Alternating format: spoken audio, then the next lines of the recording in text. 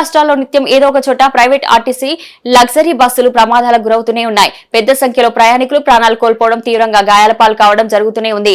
తాజాగా తెలంగాణలో మరో ప్రైవేట్ ట్రావెల్స్ బస్సు ప్రమాదానికి గురైంది. సూర్యాపేట జిల్లా కోదాడ బైపాస్ వద్ద జాతీయ రహదారిపై ముందు వెళ్తున్న లారీని ఢీకొట్టిన ప్రైవేట్ ట్రావెల్స్ బస్. హైదరాబాద్ నుండి ఏలూరు వెళ్తున్న ఇంటర్సిటీ ప్రైవేట్ ట్రావెల్స్ బస్సులో 36 మంది ప్రయాణికులు ఉండగా అందులో 16 మంది గాయపడినట్లు సమాచారం. వారిని స్థానిక కోదాడ ప్రభుత్వ ఆసుపత్రి తరలించిన స్థానికులు.